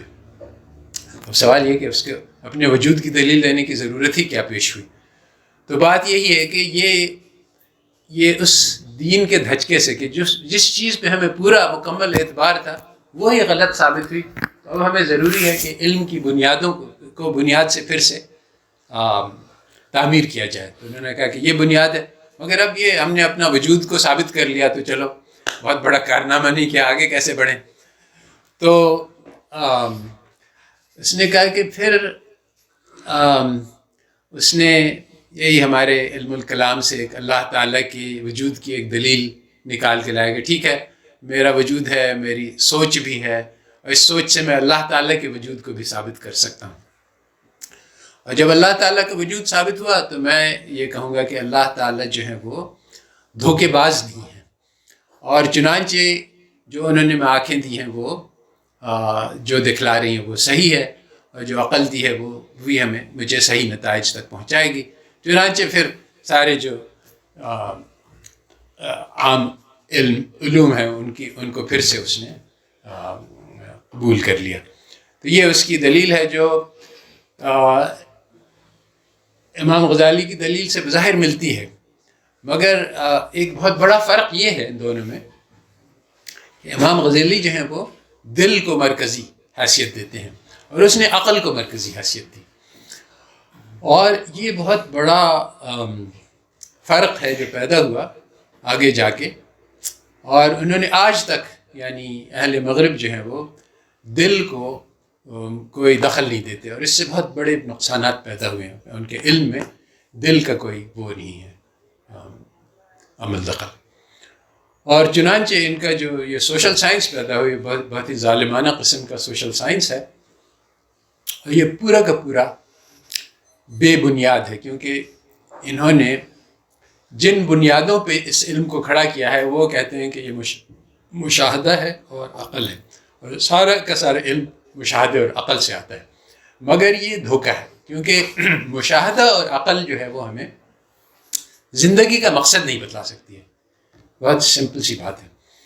تو انہوں نے اس طرح سے انہوں نے کہا کہ ہمارا مشاہدہ، ہم صرف اس چیز کو تسلیم کریں گے جو ہمیں مشاہدے اور عقل سے ثابت ہوتی ہے. یہ ان کی علم کی بنیاد ہے، یہ آج ان کا مسلم اصول ہے. تو انہوں نے کہا مشاہدے کے ذریعے سے تو ہمیں اللہ تعالیٰ نظر نہیں آ رہے، اور مشاہدے سے ہمیں یوم القیامت فیصلہ کے دن نہیں پتہ چل رہا ہے، اور موت کے بعد کی حیات کا بھی نہیں پتہ چل رہا ہے. چنانچہ عقل کا تقاضا یہ ہے کہ اس سے انکار کر دیا جائے، کیونکہ اور یہ غلط ہے آبویسلی، مگر یہ ان کا دلیل ہے کہ جس چیز کو مشاہدے اور عقل سے ثابت نہیں کیا جا سکتا اس کا وجود ہی نہیں. تو یہ بنیاد بنائی انہوں نے سوشل سائنس کی، اور اس سے بہت بڑے بڑے نقصانات پیدا ہوئے. اور ابھی میرا ایک لیکچر ہے اردو میں معاشیات کے بارے میں. معاشیات میں انہوں نے کہا یہ 20ویں صدی کے اوائل میں کہ جو یہ معاشیات جو ہے یہ نئی چیز ہے جو 20ویں صدی کے شروع میں شروع ہوئی ہے. یعنی ایکچولی کہتے ہی ہیں کہ پرانی ہے، مگر اصل میں یہ جو اسکیئرسٹی کا معاملہ ہے، چیزوں کا کم ہونا، یہ 20ویں صدی میں جا کے معیشت کی بنیاد بنا. اس سے پہلے دوسری طرز سے سوچا جاتا تھا، اور پہلے سوچنے کا طریقہ یہ تھا کہ معاشیات کا علم جو ہے وہ ہمیں جو چیزیں ہمیں چیزوں کے ذریعے سے جو انسان کو راحت پہنچتی ہے اس کو بڑھایا جائے. مگر یہ جو 20ویں صدی والے تھے انہوں نے کہا کہ یہ جو انسان کی اندرونی کیفیت ہے راحت آرام چین کی، یہ سائنٹیفک چیز نہیں ہے، کیونکہ اس کا کوئی مشاہدہ نہیں کر سکتا. یعنی میرے دل کے اندر تو کیفیت پیدا ہوتی ہے، مگر کوئی اور اس کا کیفیت کا مشاہدہ نہیں کر سکتا. چنانچہ اس کو بحث سے نکال دیا جائے. تو اب جب ہم نے اس کیفیت کو نکال دیا کہ راحت آرام چین پیدا ہوتا ہے انسان کو کچھ کھانا کھانے سے، تو پھر انہوں نے اس کو کہا کہ یہ سب چیزیں ہم زیر بحث لائیں گے ہی نہیں، ہم صرف یہ دیکھیں گے انسان کے پاس مال کتنا ہے، کیونکہ وہ نظر آتا ہے. اس مال سے اس کو راحت کیسی حاصل ہو رہی ہے، اس کو ہم زیر بحث لائیں گے نہیں. تو جب انہوں نے ایسا کیا تو پھر انہوں نے کہا کہ بس جس کے پاس زیادہ مال ہے وہ زیادہ چیزیں خرید سکتا ہے، چنانچہ اس کے پاس زیادہ راحت ہوگی. یعنی یہ ہم نے ایک عقلی دلیل کے طور پہ اس کو سوچ لیا کہ ایسا ہوتا ہوگا. ہم اس کے بارے میں فی نفس ہی جان نہیں سکتے، تو اس کے بارے میں ہم ایک تخمینہ لگا سکتے ہیں. بیسیکلی پھر انہوں نے کہا کہ انسان کی زندگی کا مقصد ہے کہ پیسہ کماؤ، کیونکہ وہ جو چیز حاصل کرنا چاہتا ہے وہ تو ہم دیکھ نہیں سکتے، مگر اس کے پاس پیسہ ہوگا تو وہ ہر اس چیز کو حاصل کر لے گا جو اس کو پسند ہے. اور ہر آدمی کی پسند اپنی اپنی جو مرضی آئے حاصل کرے. تو پیسہ جو ہے وہ دراصل زندگی کا مقصد ہے. تو پھر یہ سبق جدید معاشیات کی بنیاد بنا، اور یہ بہت ہی غلط سبق ہے، کیونکہ ہم لوگ ایک طرف رکھ دیں آخرت قیامت اسلام کی تعلیمات، اور یہ کہ ٹھیک ہے تم ایک شخص کو صرف زندگی کا مقصد یہ کہ خوشی حاصل کرے، تو یہ کیسے کرے گا؟ تو اس کے بارے میں بھی انہوں نے ریسرچ کی اہل مغرب نے، تو انہوں نے دیکھا کہ یہ اس کو کہتے ہیں ایسٹرلن پیراڈاکس کے بظاہر تو ایسا ہی معلوم ہوتا ہے کہ جس کے پاس زیادہ مال ہوگا وہ زیادہ خوش رہے گا، مگر حقیقت میں ایسا نہیں ہوتا ہے، بلکہ ہوتا یہ ہے کہ یعنی انہوں نے جب اسٹڈی کیا اس کو کئی طریقوں سے اسٹڈی کیا کہ کیا زیادہ پیسہ ہونے سے انسان زیادہ خوش ہو جاتا ہے، دیکھا کہ نہیں، ایسا نہیں ہے۔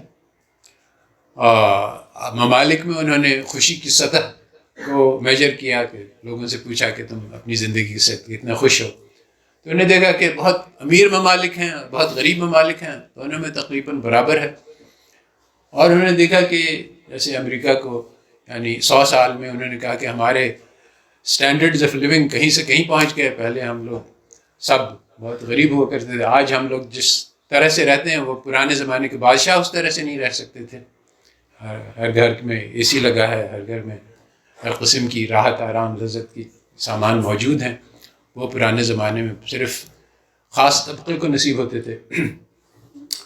تو کیا خوشیوں میں بڑھ گئی، اضافہ ہوا ہے؟ انہوں نے کئی طریقے سے دیکھا، کیا ہماری خودکشیاں کم ہو گئی ہیں، کیا ہمارے یہاں ڈپریشن کم ہو گیا، تو دیکھا کہ نہیں، سب چیزیں ویسے ہی چل رہی ہیں۔ تو انہوں نے یہ کہا کہ نہیں، پیسہ بڑھنے سے تو خوشی چین جو اندرونی ایک کیفیت ہے اس میں تو فرق نہیں آتا، تو پھر کس چیز سے فرق آتا ہے؟ تو انہوں نے دیکھا کہ اس میں یعنی انسان کے کردار، خاص طور پہ خوشی کا تعلق ہے شکر گزاری سے، جو نعمتیں آپ کے پاس ہے، اور یہ اللہ وہ ہماری حدیث میں آیا کہ اصل جو عمارت ہے وہ تو دل کی راحت ہے، یعنی اس کو کہتے ہیں، کیا کہتے ہیں اس کو، میں عربی قناعت نہیں بلکہ ہاں قناعت ہی کا مطلب ہم مطلب ہے، مگر میں حدیث سوچ رہا ہوں، مجھے یاد نہیں آ رہی، بہرحال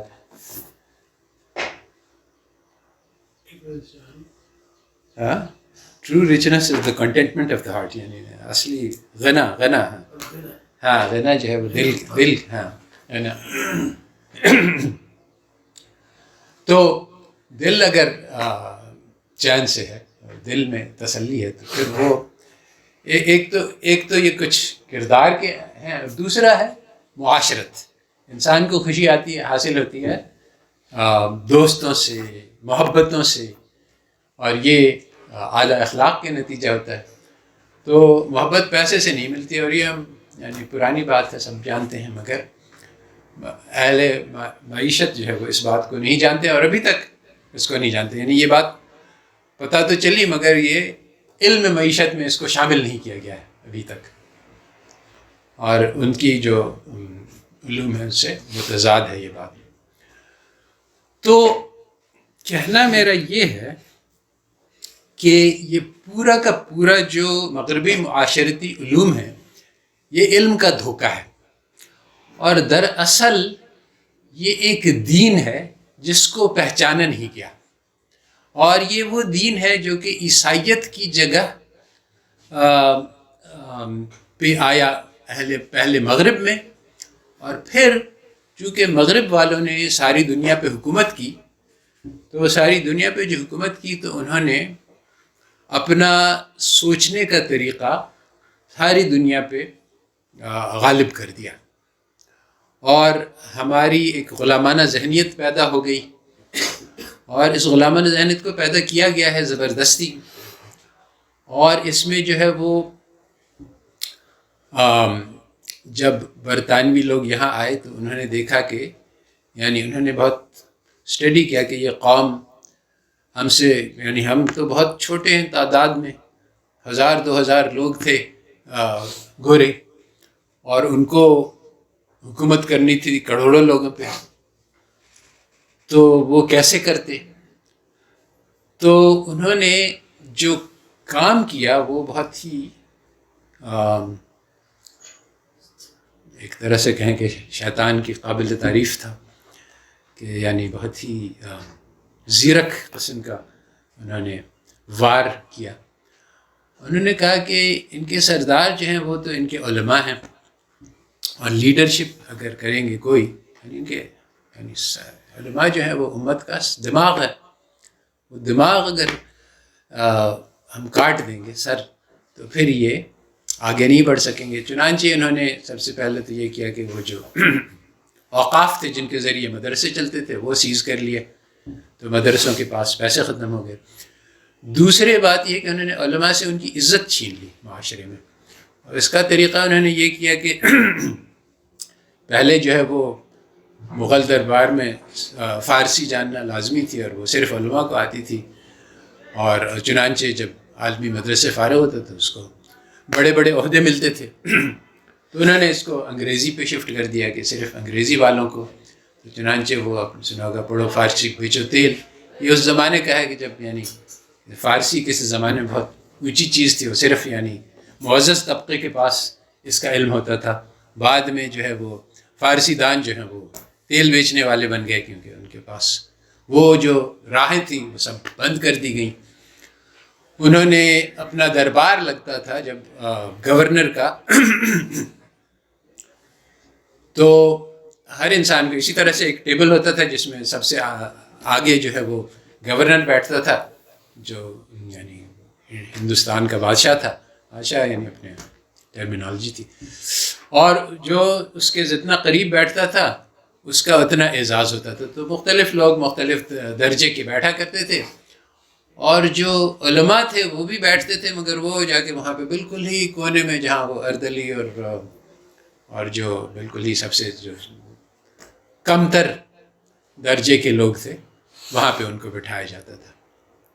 اور بھی انہوں نے بہت سارے حربے کیے جس سے علماء کی عزت کم ہو گئی۔ جب علماء کی عزت عوام میں کم ہو گئی تو پھر اس امت کے لیے سارے راستے بند ہو گئے بغاوت کے، کیونکہ سردار تو ہمارے علماء ہی تھے، اور جو ہمارا علم تھا وہ تو انہی کے پاس تھا۔ تو بہرحال مقصد میرا یہ تھا کہ کہنے کا کہ دراصل جو ہمارے امت کو درپیش مسئلہ ہے وہ علم کے میدان کا مارکا ہے، اور اس علم کے میدان کے مارکے میں ہمیں شکست ہوئی ہے، اور ابھی بھی یہ شکست ہو رہی ہے، اور یہ بات، اور جب تک ہم اس علم کے مارکے میں میدان نہیں ماریں گے تب تک یہ امت کی جو آنے والی ہے قسمت ہے اس کو بدل نہیں سکتے۔ اور یہ علم کا مارکا صرف علماء ہی مار سکتے ہیں، اور کوئی نہیں مار سکتا۔ میں بھی نہیں کر سکتا اس کام کو، کیونکہ میں نے یہ علم نہیں حاصل کیا ہے، میں صرف نشاندہی کر رہا ہوں۔ مگر میں ایک کارگزاری سناتا ہوں جو کہ ایک جس سے پتہ چلے گا کہ میں کیا کہنا چاہ رہا ہوں۔ اور یہ ہمارے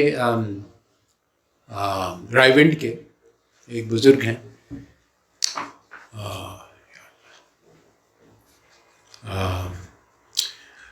ان کو کہا گیا کہ آپ اسلامی طریقے سے اسلامی طریقہ تجارت وضع کریں اور اس کو میدان میں لائیں مغربی تجارت کے مقابلے میں۔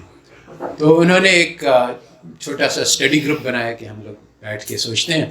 انہوں نے کہا کہ ہم لوگ ایسا کرتے ہیں کہ لمز سے MBA والوں کو بلاتے ہیں اور اپنے علماء جو کہ تجارت میں متخصص ہیں ان کو بلاتے ہیں، اور ان دونوں سے مل جلا کے ایک یعنی اپنے اسلامی علوم کو کہ اسلامی تجارت کے اصول فقہ کی کتابوں سے لے کے، اور پھر یہ اہل مغرب نے جو کچھ سیکھا ہے اس کو ہم ان دونوں کا ملا کے ایک بہترین طریقہ بناتے ہیں جس میں دونوں چیزوں کی بہترین چیزیں آ جائیں۔ تو اس گروپ میں میرا بھی ایک لیکچر انہوں نے رکھا، تو میں نے جو بات کہی تو اس سے وہ سب حیران ہو گئے۔ میں نے کہا کہ دراصل مسئلہ یہ ہے کہ یہ جو لمز والے ہیں نا یہ آپ کو کچھ نہیں دے سکتے، کیونکہ ان کا جو علم ہے وہ غلط بنیادوں پہ قائم ہے، اور آپ کو یعنی اس سے انکار کر کے اپنی ہی کتابوں سے اپنی ہی تاریخ سے نئے طریقے سے وضع کرنا ہوگا. اس سے سب بہت حیران ہوئے کہ اتنی ساری انہوں نے ترقی کی ہے تو یہ ساری طریقے غلط ہے کیا؟ میں نے کہا دراصل بات یہ ہے کہ مغربی تجارت کی بنیاد ہے کہ آپ انسانوں کی خدمت کریں تاکہ آپ پیسہ بنا سکیں. مقصد ہے، باٹم لائن جس کو کہتے ہیں، پیسہ ہے. انسان کی کارکردگی اس بات سے دیکھی جاتی ہے کہ اس نے کیسا پیسہ کمایا. اور آج کل یہ سوچ، یہ ذہنیت بالکل ہی عام ہو گئی ہے. اب کالج کی بھی کارکردگی اس طرح سے دیکھیں، یہ نہیں کہ کتنی تعلیم وہ فراہم کرتے ہیں بلکہ کتنا پیسہ بناتے ہیں. اور ڈاکٹرز بھی یہی سوچتے ہیں اور اسی طرح سے ان کو سکھلایا جاتا ہے کہ یہ نہیں کہ کتنی آپ نے پیشنٹس کی، کتنی آپ نے یعنی علاج کیا، بلکہ کتنے پیسے کمائے. تو یہی ایک معیار بن گیا ہے اور اس سے بہت نقصان ہو رہا ہے ساری دنیا میں. اور ہمارا طریقہ تعلیم، اچھا اب میں نے جب یہ بات کہی تو کہا کہ اسلام تو ہمیں پیسہ کمانے سے نہیں روکتا، اور پیسہ کمانا بھی ایک مستحسن چیز ہو سکتی ہے. تو بات دراصل یہ ہے کہ پیسہ کمانا مقصد نہیں بنایا جا سکتا ہے. اور ہمارے یہاں جو طریقہ ہے وہ یہ ہے کہ انسان پیسہ کمائے تاکہ وہ انسانیت کی خدمت کر سکے. تو یہ مغربی اصول کا بالکل اپوزٹ ہے، متضاد ہے. اور اس طریقے سے کاروبار کرنا کہ آدمی پیسہ کمائے تاکہ راحت دل سے خدمت کر سکے اور تاکہ یہ خدمت چل سکے. اگر انسان کے پاس کہے کہ اچھا میں خدمت کروں گا، سب مفت روٹی بانٹوں گا میں، تو وہ کتنے دن چل سکے گا؟ 1 دن 2 دن، اس کے بعد ہمت ختم ہو جائے گی، کہے گا اچھا بھائی کچھ اور کام کرتے ہیں.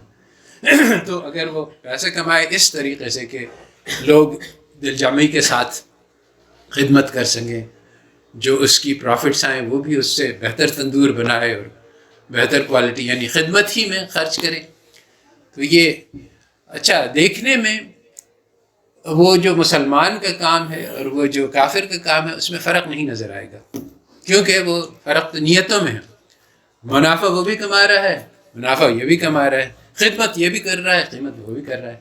اگر ایک جو ہے وہ خدمت اس لیے کر رہا ہے، اس کا مقصد پیسہ کمانا ہے، دوسرا پیسہ اس لیے کما رہا ہے تاکہ وہ خدمت کر سکے. اور خدمت کس لیے کرے؟ کیونکہ وہ اللہ تعالیٰ کی مخلوق کی خدمت جو ہے وہ اس سے اللہ تعالیٰ کی یعنی کہ محبت کی خاطر. کیا ہے قرآن میں آیت ہے کہ وہ کھلاتے ہیں غریبوں کو الہ باللہ، یتبعون الہ بہی، ہاں بالکل بالکل. اللہ یعنی صرف خدمت کرنا بھی مقصود نہیں ہے، بلکہ خدمت اللہ تعالیٰ کی محبت میں، کہ ایسا ہے کہ اللہ مخلوق اللہ کی خاندان ہے اور جو ان کی خدمت کرتا ہے اس سے اللہ تعالیٰ محبت کرتے ہیں. تو یہ ہمارا کام جو ہے وہ ہمارے ہر کام جو ہے وہ اللہ تعالیٰ کی محبت ہی اس کی جڑ ہے، اور ہمارا ہر علم کا مقصد ہے اللہ تعالیٰ سے قرب حاصل کرنا. ہمارے ہر عمل کا یہی مقصد ہے، اور جب ہم اس مقصد سے کریں گے تب ہم اس سے معرفت حاصل کریں گے. اسی لیے آیا ہے کہ جو تجار ہیں وہ صدیقین اور شہداء اور صالحین کے ساتھ ہوں گے. وہ اس وقت تو نہیں ہوگا نا جب وہ پیسہ کمانے کے چکر میں ہوں گے، بلکہ وہ اس وقت ہوگا کہ جب وہ خدمت کر رہے ہیں اللہ تعالیٰ کی محبت کی خاطر. تو یہ ہمارے پاس جو تجارت کا طریقہ ہے، تو پھر اس بنیاد پہ پھر انہوں نے دیکھا تو پھر انہوں نے کہا کہ اچھا یہ تو واقعی ایسا ہی ہے جیسا آپ کہہ رہے ہیں. یعنی کہ ہم نے انہوں نے جو پھر ایک پورا ایک نصاب بنایا، آج کل پڑھایا بھی جا رہا ہے، خیال میں آپ لوگوں کو شاید اس کی خبر ہو، کیونکہ آج انہوں نے ایک نصاب بنایا ہے جو اپنے اصول سے، جو ہمارے ہی اسلامی اصول سے چلتا ہے. اس میں ہم یہ سکھلاتے ہیں کہ مقصد نہیں ہے پیسہ کمانا. تو چنانچہ جب انہوں نے سکھلایا تو ایک کارگزاری، کئی کارگزاری ہیں بزنس والوں کی، کہ ہمارا مقصد پیسہ کمانا نہیں، ہمارا مقصد خدمت کرنا ہے. تو ایک پینٹر نے بتلایا کہ میں پینٹ شاپ تھی میری، رنگ بیچتا تھا، تو میرے پاس دکان وہ آیا اور اس نے کہا کہ مجھے پینٹ چاہیے، تو میں نے کہا کہ اچھا ہمارا مقصد نہیں ہے کہ اس کو بیچا جائے بلکہ خدمت. تو میں نے پوچھا کہ اچھا تمہارا گھر کیسا ہے، اس میں کیا حالات ہیں. میں نے کہا اچھا اس کو جو کام چاہیے اس کے حساب سے میں نے بتلایا. میں نے کہا کہ اچھا یہ میرے پاس پینٹ ہے مگر فلانا شخص یہی پینٹ بیچ رہا ہے تھوڑا سا اس سے کم دام پہ بیچ رہا ہے. نہیں میں تو آپ ہی سے لوں گا. تو یعنی خدمت کرنے میں انسان کا جو ذہن ہوتا ہے وہ یہ نہیں کہ میں اپنی بکری کو سب سے زیادہ کروں اور سب سے زیادہ منافع حاصل کروں، بلکہ سب سے زیادہ خدمت میں ایسے کیسے کر سکتا ہوں. تو جب انسان یہ جذبہ لے کے چلتا ہے تو گاہک بھی اس کو سمجھتا ہے اور پہچانتا ہے، وہ اس کے اعتبار پہ زیادہ اس کا منافع آتا ہے. تو یہ جذبہ یعنی یہ طریقہ جو ہے یہ اس کا پتہ چلتا ہے کہ ہماری تاریخ میں ہمارے تجار ایسا ہی کیا کرتے تھے، اور ان کو تجارت پیسہ کمانے کے لیے نہیں ہوتی تھی بلکہ وہ بھی ایک طریقہ ہوتی تھی اللہ تعالیٰ کا قرب حاصل کرنے کا. اور چنانچہ جو انڈونیشیا اور ملیشیا میں جو اسلام پھیلا وہ تجار نے پھیلایا، کیونکہ انہوں نے اس طرح سے تجارت کی کہ وہ اسلام کی رہنمائی کرتا تھا، اسلام کی وہ کرتا تھا، ریپرزینٹیو کرتا تھا. تو جو مارکہ ہمارے سامنے ہے وہ یہ ہے کہ یہ سارے مغربی معاشرتی علوم بہت چمک دمک والے ہیں، مگر دراصل یہ ان کی فقہ ہے، یہ ہے ان کے اصول ہیں کہ اس طرح سے معاشرت کو چلایا جائے گا، اس طرح سے ہماری تجارت چلائی جائے گی، اس طرح سے ہمارے خاندانوں کو چلایا جائے گا، اس طرح سے ہمارے بینک کے ادارے ہوں گے. ساری ان کی معاشرت کے ادارے ان کی سوشل سائنس بتلاتی ہے. اور یہ سارے بہت ہی بودے ہیں اور بیکار ہیں، اور ہمارے پاس جو اثاثہ ہے اصول الفقہ میں وہ اس سے بہت بہتر ہماری رہنمائی کرتا ہے. مگر دو مسئلے ہیں. ایک تو یہ کہ ہمارے علماء جو ہیں وہ اس میدان میں انٹر نہیں ہوئے ہیں. میں جب وائڈ میں پڑھا رہا تھا تو میں نے کہا کہ ایک کورس تھا بزنس ایتھکس. بزنس ایتھکس یعنی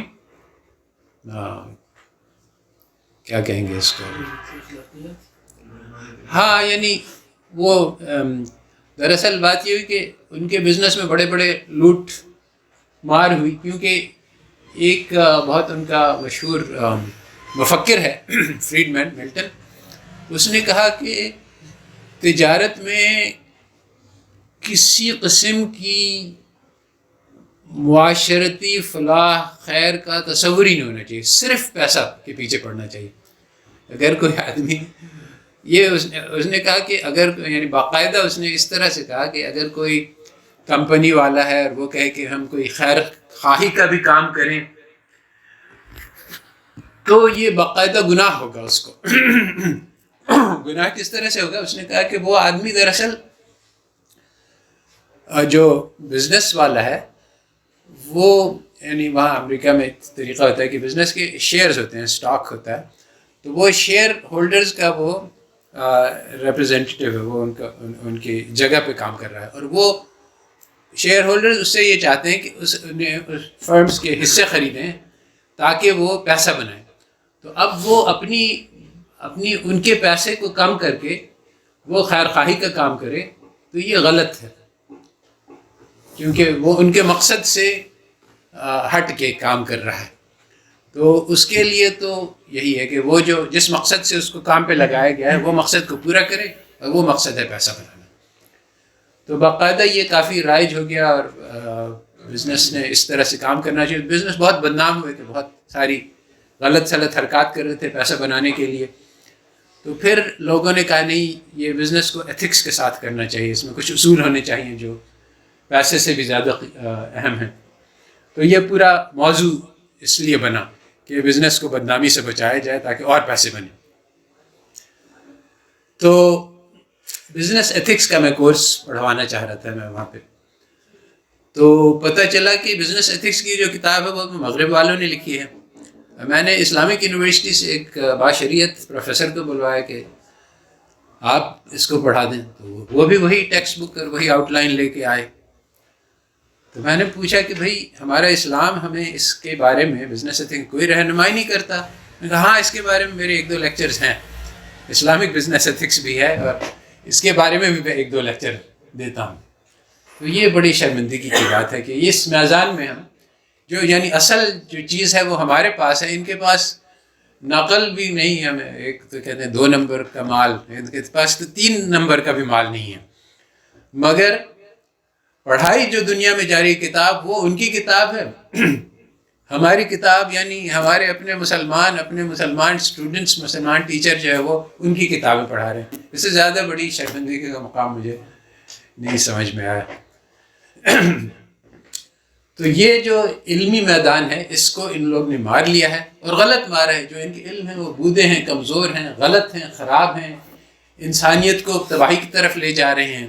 اس سے ان کی اپنی معیشت کو دیکھ لیں, معاشرت کو دیکھ لیں کہ تباہ ہو گئی ہے. اس وقت امریکہ میں 50% سے زیادہ بچے جو پیدا ہو رہے ہیں وہ غیر شادی شدہ لڑکیوں کو پیدا ہوتے ہیں.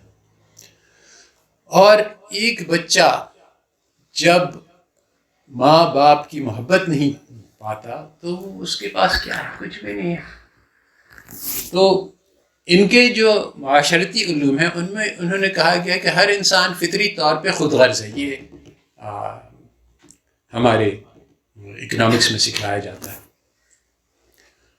باقاعدہ.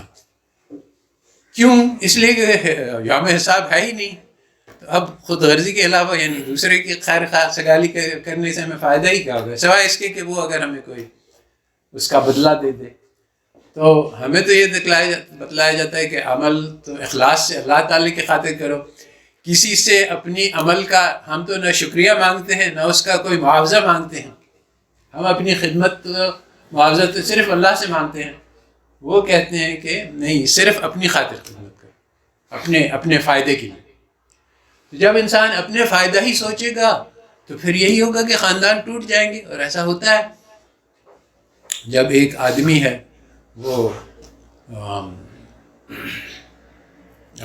اس کے پاس پیسہ ہے, حیثیت ہے, اس کے ایک خاندان بھی ہے, مگر وہ اس کو کوئی نئی خاتون پسند آ گئی.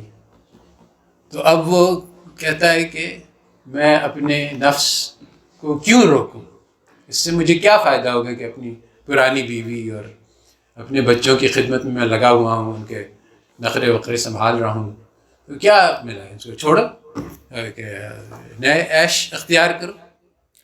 تو ایسا ہی ہوا اور ہونے لگا اور بہت رائج الوقت ہو گیا. کیونکہ جب آپ کی معاشرے کی تعلیم ہی یہی کہ ہر انسان خود غرض ہے اور زندگی کا مقصد ہے کہ اپنی لذت نفس کو کے پیچھے پڑو اور کسی اور کا خیال نہ کرو اس معاملے میں. اگر کسی دوسرے کا دل ٹوٹتا ہے یہ اس کی مرضی. ایک کتاب ہے جو جب میں وہاں پڑھ رہا تھا امریکہ میں تو بہت مشہور تھی, وہ بیسٹ سیلر ہوئی تھی. اس کا نام تھا لکنگ آؤٹ فار نمبر 1, کہ ہر انسان کو کا نمبر 1 تو وہ خود ہے اور اپنی خدمت کے اوپر کسی اور کو ترجیح نہیں دینی چاہیے. کیونکہ میری خدمت کوئی اور نہیں کرے گا, میں اپنی ہی خدمت خود کروں گا تو میری خدمت ہوگی. یہ بھی ایک غلط مفروضہ ہے مگر خیر. تو یہ خود غرضی کو ان کی سکھلایا گیا. جب خود غرضی سکھائے گی تو اس کا یہی اثر ہوگا کہ خاندان ٹوٹ جائیں گے. اور تو یہ ہوا, یعنی میں یہ کہہ رہا تھا کہ ان کی جو معاشرتی علوم ہیں اس سے ساری دنیا کو بہت نقصان پہنچا ہے. اب ہمارا یہ کام ہے کہ ان کو یعنی اپنے ہمارے پاس جو صحیح علوم ہیں ان کے پاس ایک اصول الفقہ ہے جو انہوں نے وضع کیا ہے. وہ اصول ان کو بتلاتا ہے کہ ہمیں اپنے معاشرت کو کیسے چلانا ہے. یہ اصول غلط ہیں اور ہر انسان کے لیے مضر ہیں اور ان کی معاشرت کے لیے مضر ہیں. اب ہمارا کام یہ ہے کہ علمی طور پہ اس کا ثبوت دیں, اور یہ دیا جا سکتا ہے. ہم یہ بتلا سکتے ہیں کہ جس طرح سے آپ بتلاتے ہیں کہ سود سے فائدہ ہوتا ہے, ہم بتلا سکتے ہیں کہ سود سے یہ نقصان ہوتا ہے. مگر اس کے لیے ہمیں ایک علمی محنت کرنے کی ضرورت ہے. اور پھر یہ ہے کہ ہمیں یعنی صرف علمی محنت نہیں بلکہ اس کو کر کے دکھانا ہے. تو اب یہ بھی بہت بڑا مسئلہ ہے کہ ہم کر کے نہیں دکھلا سکتے، کیونکہ ہمارے پاس ماڈلز نہیں ہیں، اور ہمارے پاس یعنی وہ ادارے نہیں ہیں، بلکہ ان کے نمونے بھی نہیں ہیں کہ ہم اس وقت کیسے چلائیں. اس وقت ساری دنیا جو ہے وہ ان کے اداروں کی بنیاد پہ چل رہی ہے، ان کے بینک چل رہے ہیں، ان کے، تو ہم ان کا کوئی متبادل نہیں لا سکے ہیں. وہ یعنی جب پہلی مرتبہ طالبان وہاں آئے تو وہ آئے ہمارے پاس کہ آپ ہمیں بتائیں کہ اسلامی نظام کیسے چلائے، اسلامی بینک کیسے چلائیں. تو ہمارے پاس کوئی حقیقی اسلامی نظام نہیں تھا.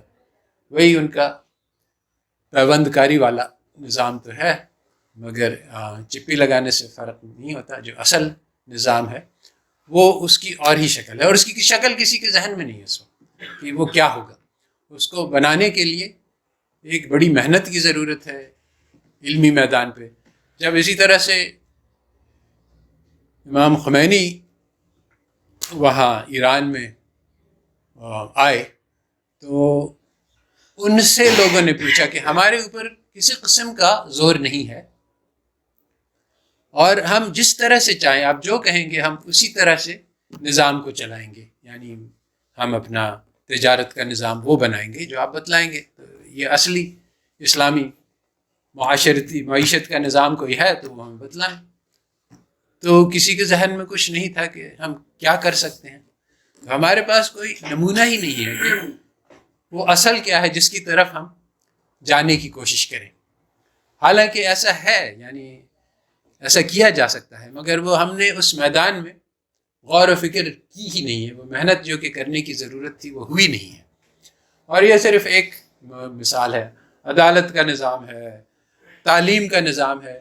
ہر نظام میں بڑے بڑے کارنامے کرنے کے ہیں، کیونکہ جو سوشل سائنس چل رہا ہے، جو ساری دنیا میں اس وقت رائج ہے، وہ بہت ہی بودا اور بیکار اور علم کی نقل ہے، بلکہ جہل ہے جس کو کہا جائے. اور ہمارے پاس اصلی علم ہے، مگر اب ہمیں اس کو میدان میں ثابت کر کے دکھلانا ہے. ثابت کر کے دونوں طرف سے ہوتا ہے، ایک طرف سے، بلکہ عموماً یہ پہلے ہوتا ہے. یعنی پہلے جو ہے وہ عقل کا کام ہوتا ہے کہ پہلے ہم عقلی دلائل سے اس کا یعنی ایک خاکہ تیار کریں، پھر اس کو عملی جامہ پہنایا جاتا ہے. مگر اصل میں یہ دونوں چیزیں ساتھ ساتھ چلتی ہیں. والذین جاہدوا فینا لنہدینہم سبلنا، کہ ہم جب محنت میں لگتے ہیں کہ کوئی ادارہ بنائے جو اصلی شکل پہ ہو، تو پھر وہ جو علم جس کی ہمیں ضرورت ہے اس کو بنانے کے لیے وہ بھی ہمیں دیا جاتا ہے.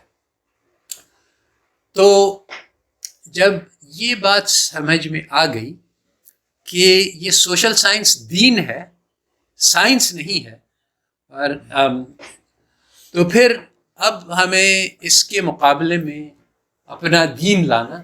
اصل میں بات یہ ہے کہ یہ بھی ایک کنفیوژن، ایک غلط فہمی پیدا ہوئی کہ اہل مغرب نے جب دین سے انکار کیا تو پھر انہوں نے الفاظ کے مطلب بدل دیے.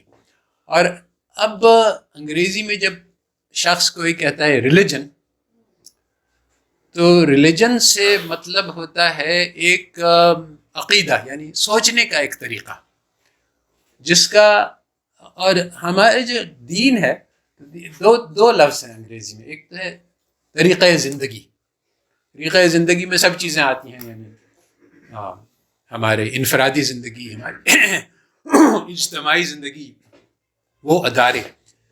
تو انہوں نے کہا کہ دین جو ہے اس کا تو صرف یہ ایک ذاتی عقیدہ ہے، آپ جو مرضی آئے بلیو کریں، آپ کا عقیدہ مگر جو ہماری اجتماعی زندگی ہے یہ سوشل سائنس سے چلے گی. اور اس کی وجہ یہ ہوئی کہ ان کے ہاں بہت خونریز جنگیں ہوئی کیتھولکس اور پروٹیسٹنٹس میں.